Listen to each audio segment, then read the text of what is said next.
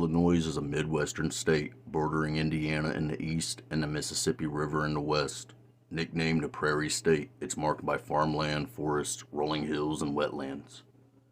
Chicago, one of the largest cities in the U.S., is in the northeast on the shores of Lake Michigan. It's famous for its skyscrapers such as sleek 1,451-foot Willis Tower and the Neo-Gothic Tribune Tower. Number 5. The Tuttle Bottoms Monster. The Tuttle Bottoms Monster in Illinois is an interesting cryptid to investigate. It's said to inhabit the swamps of Illinois and has been described as an ape-like creature with a long snout resembling an anteater. Not a lot is known about this cryptid, but there have been more than 50 reported sightings of the beast around Tuttle Bottoms. One man from the area claims that a member of the U.S. Department of Agriculture told him they were investigating the monster. Sightings have slowed, but there is definitely something lurking in Tuttle Bottoms, Illinois. Number 4. Credible Bigfoot Sighting. A group called Bigfoot Field Researchers Organization reports a sighting on November 27, 2021. The expert spoke to the witness and calls it a very reliable sighting. The witness reported he saw a large animal jump into the road about 40 yards ahead of his vehicle. He says when the animal hit the road, he could see very large legs spread wide with large swinging hairy arms. He said it leapt across the road in 2 jumps. The witness says he only saw it for a few seconds, but it was very large, and even though it was hunched over, it was nearly wider than his car. He said it blocked out the lights of the car ahead of him. Number 2. A werewolf encounter.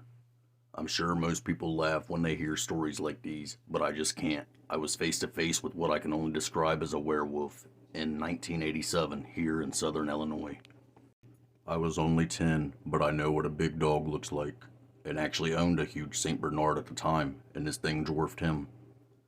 I was walking alone down a road that parallels some thick woods, and when I heard movement in the brush, I stopped and looked towards the noise, and to my absolute horror, a huge black wolf-looking head came out of the brush, and it was looking at me.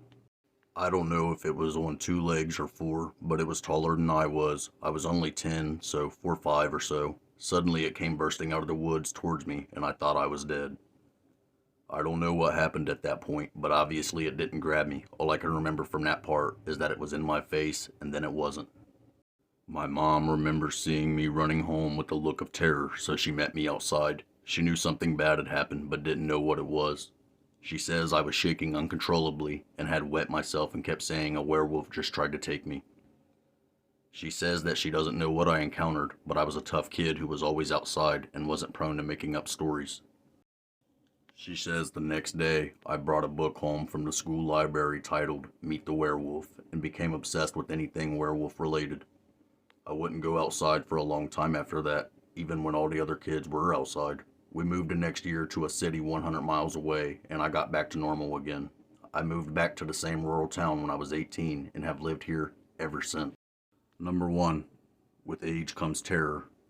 My uncle once had a Bigfoot encounter in 1981 while in the outskirts of the Shawnee National Forest. He never went back and is afraid to be outside after dark if there are any woods around. He is 60 now and he is still scared of the things that don't exist.